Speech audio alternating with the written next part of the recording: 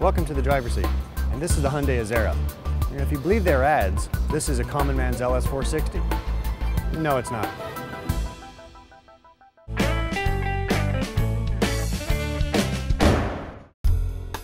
You must have seen how Hyundai has been working to better their image and pull their brand up market. Back in the late 80s when Hyundai brought us the Excel, the first Korean-made product to our road, the market was very different. The Japanese had solidified their place in the US, and the Koreans were allowed to sit below. But in the late 2000s, this is a very different place, and the Korean, Japanese, and US manufacturers are all starting to feel the heat of the impending cargo ships bearing Chinese vehicles.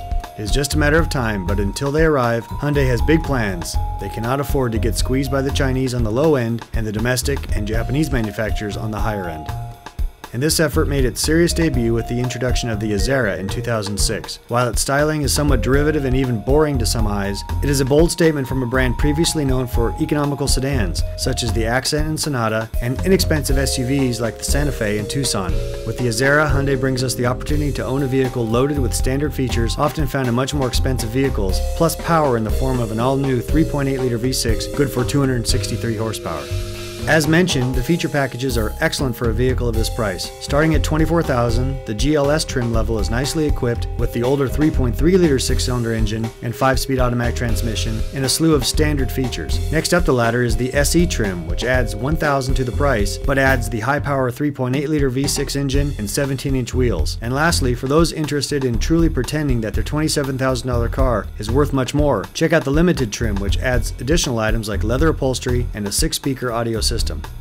The driving experience is, how can I say this with respect, appliance-like. Hyundai offers a tremendous warranty to help put any quality or reliability fears at rest, and in this case meaning 10 years and 100,000 miles on the powertrain and 5 years and 60,000 miles bumper to bumper. But their quality and reliability were already vastly improved when this program was announced, and the Azera is a perfect example. In our time with this car, we were pleased to find it start, turn, and accelerate just exactly as we had hoped. The stereo system was plenty loud and clear, the seats plenty comfortable. Even the engine noise when accelerating briskly to the quoted 6.5 seconds to 60 was kind of fun and offered a snarly note we did not expect.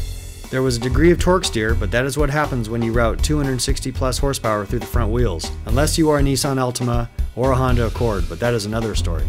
So should you consider the Azera when in the market for a reasonably priced midsize sedan? Only if you like your appliances overbuilt and overfeatured. We all know that a standard refrigerator will do the job, but there are plenty of people ready to separate extra money from their wallets for the top-of-the-line model. But as in the refrigerator business, this is only smart if you are looking at a premium brand, and in this case Hyundai is not quite there yet. It will be far better served from a depreciation and cost of ownership perspective to buy a sedan like the new Chevy Malibu or Toyota Avalon.